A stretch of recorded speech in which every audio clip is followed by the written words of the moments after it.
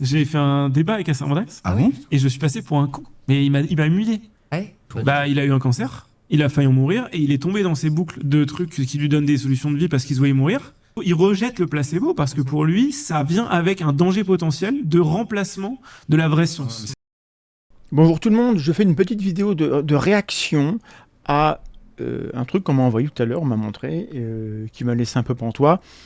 C'est quoi? C'est Sardoche qui est invité dans une émission qui s'appelle Sous Pression, qui commande des tas de choses. L'émission fait 2 heures, j'ai pas regardé les 2 heures, j'ai regardé les 5 minutes qui me concernent. Je vais vous les lire en même temps que vous, je vais réagir en même temps que je les regarde, et je le fais parce que je suis très gêné, et je vous le dirai ça à la fin, je ferai un petit résumé, que on se permette comme ça de parler non seulement de mon travail, ça c'est très très bien, et qu'on me contredise, c'est super, mais là on prend une page de ma vie qui est ma maladie, mon cancer, il y a quelques années, pour en faire quelque chose comme un argument contre la posture qu'on imagine que j'ai et contre la vie mentale qu'on fantasme. Vous allez voir, il y a un vrai décalage entre ce que je sais de ma vie, parce que j'étais là, je l'ai vécu, et la manière dont c'est présenté.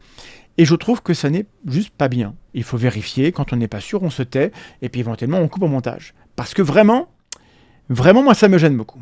Parce que oui, en opposition tout le temps. Il y a en fait. ça. Il y a un peu un truc adolescent. Oui, c'est son image. Ouais. Il y a peut-être une analyse psychanalytique à faire là-dessus. Il y a ça, et tu sens qu'il fait extrêmement attention à ce qu'on pense de lui. Et d'ailleurs, il n'y a qu'à voir ce qui s'est passé quand le gars de la Tronchambier l'a attaqué sur ce discours. Il a baissé de 3 niveaux, et il a répondu en mode il est raciste, et il critique, il dit ça parce que je suis un arabe. C'était lamentable. Ouais. Et là, tu sentais qu'il était en plein dans son avec attaque. Hassan Dax. J'ai fait un débat avec Hassan Dax. Ah bon? Et je suis passé pour un con. Mais il m'a humilié. Ouais. Parce que, en gros, je ne supportais pas l'ultra-scepticisme. Ouais. Et moi, j'étais pas du tout quelqu'un de spirituel. Et je me suis positionné en avocat du diable en mode, mec, laisse les gens croire à ce qu'ils veulent si ça ne détruit pas leur vie. T'as vu le débat qu'il a fait sur le crayon avec La Bérafre. Ah oui. avec le prêtre. Ouais. Il a été se faire débaptiser. Ça veut dire que le mec est tellement obsédé par le truc. Non mais en fait, quand quelque chose ne te concerne pas, ne t'atteint pas, tu vas pas mettre de l'énergie dedans. Ça veut dire que le mec est obsédé par ça en réalité, et qu'il est tout le temps en réaction. Il pourrait être intellectuel, tu vois. Vous connaissez... Je fais une petite pause parce que le propos est vraiment grave, il vient après. Là, c'est juste un commentaire d'un type que je connais pas.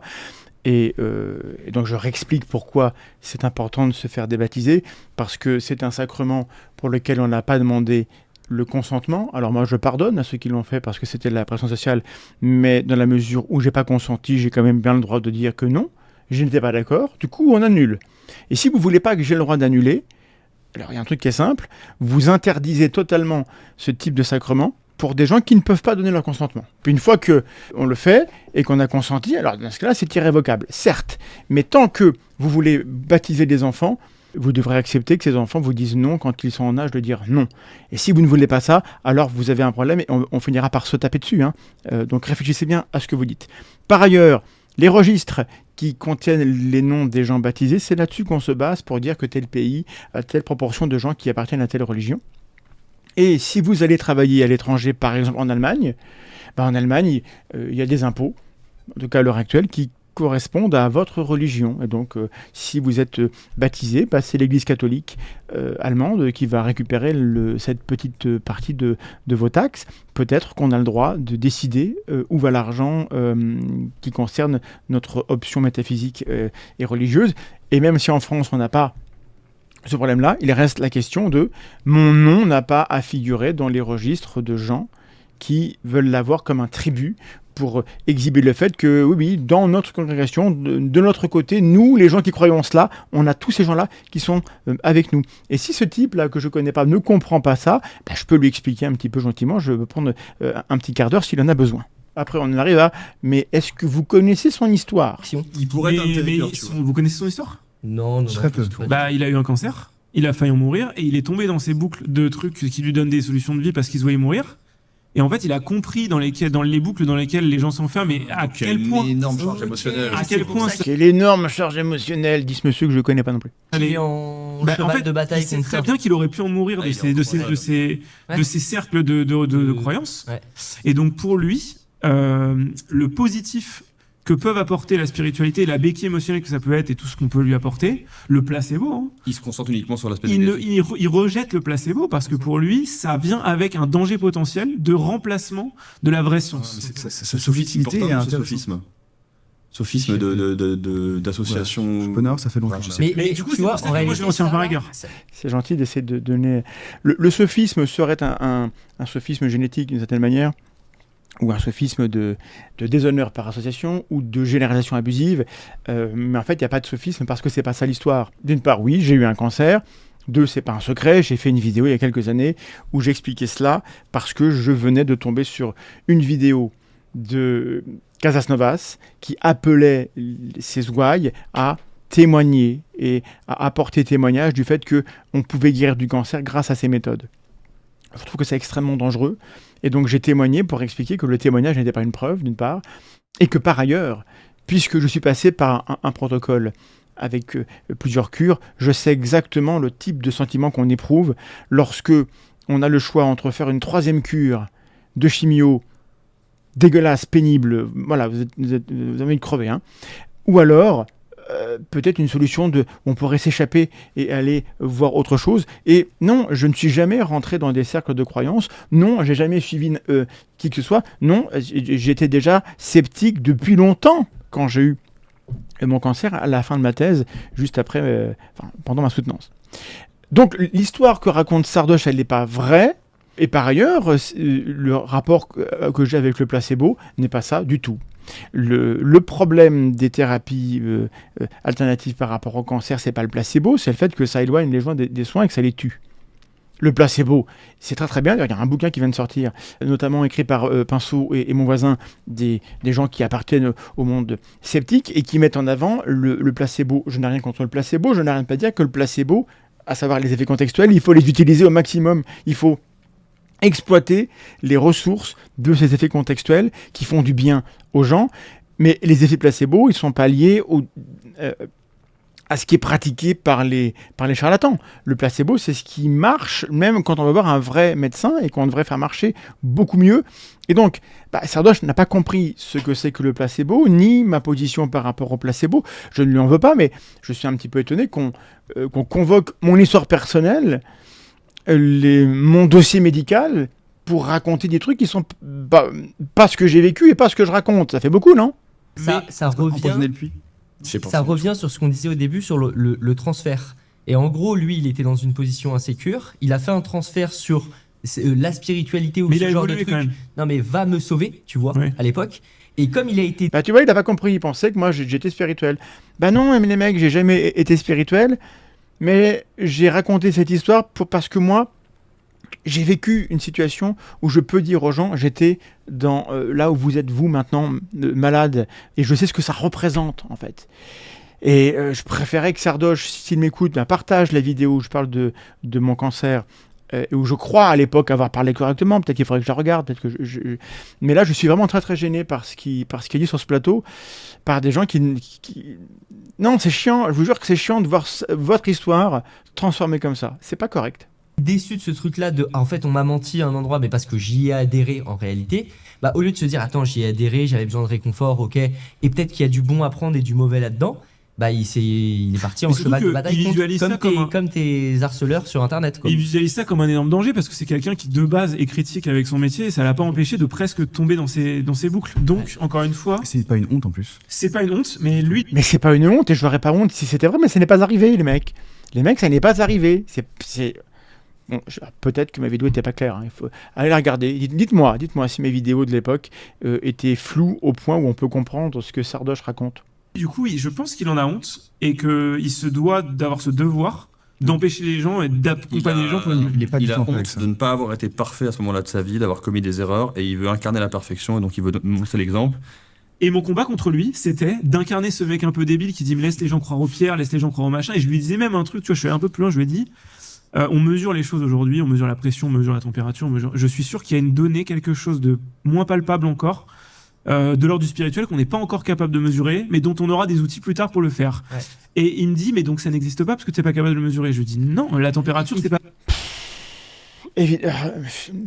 Si jamais il m'a dit ça, ce que je lui ai probablement répondu, c'est que si jamais tu n'as pas de moyen de mesurer ce dont tu parles, pourquoi est-ce que tu crois à ce dont tu parles? Si tu n'as pas de bonnes raisons de m'expliquer que tu sais comment tu sais ce que tu prétends savoir, j'ai pas de bonnes raisons de croire que tu sais vraiment ce dont tu parles.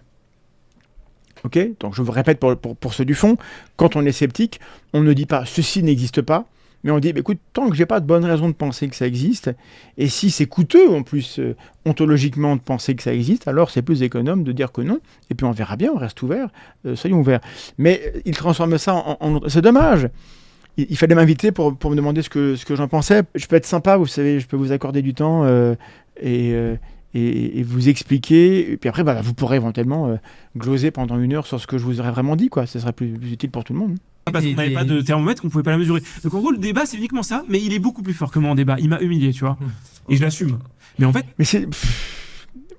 Avec le recul, moi, j'assume moins, en fait, parce que le but, c'était pas d'humilier Sardoche, qu'il avait très mal pris, qui a voulu faire virer la vidéo. Et voilà, moi, je voulais venir contredire quelqu'un qui a une forte influence sur les réseaux et qui tenait des propos sur l'homéopathie, sur la spiritualité. Quoi qu'il dise maintenant, il défendait des choses. Et j'ai trouvé que de sa part, c'était vachement cool de venir se confronter à un sceptique qui mettait ça à l'épreuve. Il avait beaucoup plus de public que moi. Il prenait des risques et il l'a fait. Et j'ai du respect pour la manière dont Sardoche est capable de prendre des risques et d'assumer ce qu'il dit et ce qu'il fait. Ça, c'est un truc assez remarquable. Mais là, je suis désolé, il y a un énorme homme de paille. Je ne retrouve pas dans les propos les choses que je dis, que je pense ou que j'ai faites. C'était mon POV pendant tout le débat, et lui me voyait comme un ennemi de la science et de la raison, alors que je suis un mec qui fait MirtusMaSP, qui est le mec le plus rationnel de Twitch. Mais comme à l'époque, j'avais eu des techs un peu bizarres, et puis même j'étais aussi tombé dans des boucles de merde de la mémoire de l'eau et tout. Enfin, tu sais, j'étais Pareil. Et mais tu vois, ça n'empêche que j'ai rejeté ça, et ça. Voilà, par exemple, c'est bien. Il est capable d'expliquer qu'il a cru un truc que c'était pas correct. Et de la même manière qu'il le fait, permettez-moi de vous dire que si jamais ça m'arrivait, j'aurais la même attitude. À savoir que si je défendais quelque chose et que je me rendais compte que mince, j'ai eu tort, je me suis fait avoir, j'ai cru, je vous le dirai. D'ailleurs, je le dis par rapport à un parapsychologue avec qui j'ai collaboré et avec qui je ne collaborerai plus. Je vous le dis, j'ai eu tort, je me suis fait avoir. Pourquoi est-ce que vous pensez, ou il est l'heure de penser que si j'étais dans ce cas-là, je ne pourrais pas l'accepter et le dire? Ils font comme s'ils savaient ce qui se passe dans ma tête, quoi. C'est pas une manière de faire très élégante. Ça m'a pas empêché de dire quand même, tu vois. Mais voilà, ce débat, c'était l'utilitarisme, en fait, de la religion, ce qu'elle apporte et ce qu'elle enlève. C'est vrai que dans nos premières questions, en plus, on t'a demandé Dieu ou la science, et tu as répondu donc les deux, ou alors la science permettra de trouver Dieu. Les deux allaient finir par se rejoindre. Non, je dis que la science allait rejoindre Dieu. Je pense qu'elles sont déjà rejointes. Ça, c'est encore un autre débat. On peut en parler. Voilà, je suis ouvert aux questions d'est-ce que la science rapproche de Dieu, et j'ai de bons arguments pour dire que non.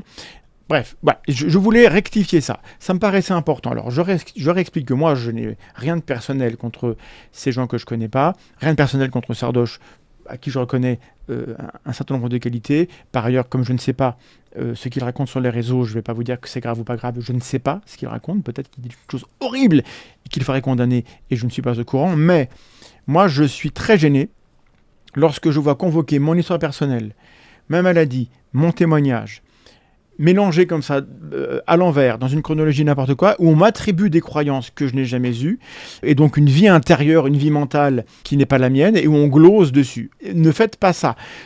On peut s'emballer pendant un direct à dire des choses qu'on n'aurait pas dit autrement, mais je lance un appel aux gens de Sous Pression et à Sardoche, s'il vous plaît, partagez ma réponse ici, parce que sinon vous laissez se diffuser des choses qui ne sont pas vraies.